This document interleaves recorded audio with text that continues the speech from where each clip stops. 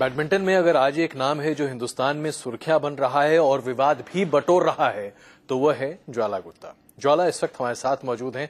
अब ज्वाला को यूं कहा जा सकता है कि न्यूज नेशन की स्क्रीन को आग भी लगा रही है। ज्वाला, बहुत स्वागत है आपका। ऐसा क्यों है कि आप जहां खड़ी हो जाती हैं वहीं पर विवाद शुरू हो जाता है? कभी आपके पुराने दोस्त आपके दुश्मन बन जाते हैं और कभी दुश्मन आपके दोस्त बन जाते हैं। पुराने दोस्त पता नहीं, मुझे पता नहीं क्यों ऐसे होता है। शायद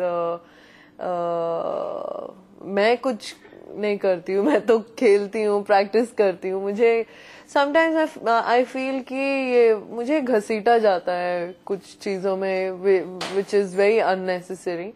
और मैं एक चीज बर्दाश्त नहीं कर सकती हूँ कि इनजस्टिस बर्दाश्त नहीं कर सकती हूँ और इंटरफेरेंस बर्दाश्त नहीं कर सकती हूँ, क्योंकि मैं सोचती हूँ कि मैं अपना काम कर रही हूँ, सही से कर रही हूँ। आई थिंक देश के लिए खेल रही हूँ, मेडल्स जीत रही हूँ, इसीलिए लोग मुझे जानते हैं एक्चुअली।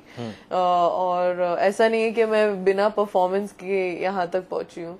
और जब मैं अपना काम कर रही हूँ तो मुझे करने देना चाहिए। आई थिंक बार बार एक के बाद एक कंट्रोवर्सी, एक के बाद एक आई डोंट नो व्हाई। तो क्या ये कहा जाए कि कंट्रोवर्सी और माने विवाद और आप एक दूसरे से बहुत ज्यादा मोहब्बत करते हैं? नॉट रियली, मुझे भी पसंद नहीं आता।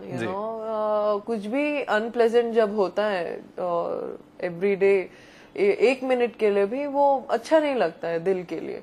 बट मेरा दिल साफ है जी। और मैं किसी को चीट नहीं कर रही हूँ, किसी को धोखा नहीं दे रही हूँ। अश्विनी के साथ क्या हुआ? पहले आप लोग दोनों बहुत अच्छे तरीके से एक पेयर के तौर पे खेलते थे, उसके बाद फिर रास्ते अलग हो गए, अब फिर आप लोग एक दूसरे के साथ नहीं, मैं भी ब्रेक पे थी, लंबे ब्रेक मुझे चाहिए था। ब्रेक में थक गई थी एक्चुअली खेल के, और मेंटल प्रेशर भी बहुत था ओलंपिक्स के पहले और कॉमनवेल्थ के पहले। तो आई नीडेड दैट ब्रेक। और मैं जब उससे डिस्कस करके मैंने ब्रेक का डिसीजन लिया, और Ashwini was okay with it. And but मैंने बोला कि अश्विनी को नहीं रुकना चाहिए, क्योंकि अभी यंग है, वो अभी खेलना शुरू किया है, तो मेरे वजह से वो ना रुके, इसीलिए उसको मैंने कंटिन्यू करने को बोला।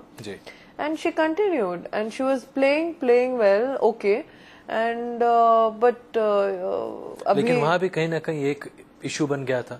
फिर हुआ कि नहीं, आप दोनों के बीच में मन मुटाव है, आप लोग एक तरीके से एक टीम के तौर पर नहीं खेल पा रही हैं। नहीं, आप दोनों की ईगो इश्यूज बहुत सारे आ गए थे। नहीं, ऑफ कोर्स सब लोगों के अजम्पशंस बहुत, सब लोगों ने स्पेकुलेट बहुत किया कि क्या हो गया। बट हम दोनों में ऑब्वियसली एक बात थी, हमने डिसाइड किया था। लेकिन मैं जल्दी वापस आ गई। मैं 4-5 महीने में खेलना मैंने शुरू किया। मैंने सोचा मैं शायद 1 साल का ब्रेक ले सकती हूँ, बट नहीं हुआ मुझसे। So I wanted to get back, और बोर हो रही थी मैं घर पे भी। ये जो बैडमिंटन का खेल है, पहले बहुत जेंटलमैन्स गेम माना जाता था, उसके बाद धीरे धीरे अचानक गायब हो गया। प्रकाश पादुकोण के बाद ऐसा लगा कि बैडमिंटन गायब है। साइना नेहवाल के साथ थोड़ी सी जागरूकता आई, फिर आप आई, ऐसा लगा कि अचानक सब कुछ बहुत कुछ होता दिखाई दे रहा है। और फिर इतने सारे विवाद, इंडियन बैडमिंटन लीग को लेकर भी इतने सारे विवाद। क्यों ये सारी उथल पुथल बैडमिंटन में? नहीं, आई थिंक कि ऐसी चीज तो हर कम्युनिटी या हर प्रोफेशन में होता है। बिकॉज अभी शायद हम लोग परफॉर्म कर रहे हैं, अभी पहले सिर्फ एक सिंगल्स प्लेयर कहीं जाके 20 साल के बाद एक परफॉर्म करता था। अभी मैंने तो एक डबल्स का भी नया शुरू किया है। अभी हमसे तो मेडल भी एक्सपेक्ट करते हैं, which is a very big thing. हमारे लिए वो अचीवमेंट है। प्रकाश सर तो सिंगल्स प्लेयर थे, तो गोपी, साइना, ये लोग को तो they had somebody to look up to, कि प्रकाश सर ने जब किया है। बट डबल्स के लिए हमारे पास कोई भी नहीं था। और जब भी डबल्स की बात करते हैं तो एक डबल्स ऐसे ही है, चलता है टाइप्स, द एटीट्यूड। लेकिन जब हमने कॉमनवेल्थ के पहले भी मैंने बहुत सारे टूर्नामेंट्स जीते थे, but still there was no recognition given. But Commonwealth Delhi में हुआ लकीली, और हमने सबके सामने जब मैच जीता, तब इवन पब्लिक में एक रियलाइजेशन एंड मीडिया में एक रियलाइजेशन हुआ कि डबल्स भी एक सीरियस इवेंट है। और इंडिया को छोड़ के बाकी सब देश इसको सीरियस लेते हैं और डबल्स का भी मेडल काउंट किया जाता है, ये रियलाइजेशन हुआ. So I think that attitude has changed. तो बट आई फील कि और बहुत चेंजेस आना है अगर हमें डबल्स में रिजल्ट चाहिए. तो किस तरह का एक्नॉलेजमेंट मिलना चाहिए? Any acknowledgement. देखिए मैं नहीं सोचती कि पैसों से कुछ होता है. जो खेल रत्न अवार्ड या इस तरह की चीजें होती हैं, ये आपको प्रोत्साहित करेंगे आगे बढ़ने के लिए? Of course, why not. जैसे आपने बोला कि एयरपोर्ट में अगर कोई 2-4 लोग आके कंग्रेचुलेट कर दें, अच्छा लगता है. सो अगर आपके इंटरव्यू को किसी बाहर वाले ने जस्ट उसे पैसे देने की जरूरत नहीं है, लेकिन अगर बोले कि आपने काम बढ़िया किया है तो आपको एक खुशी होती है.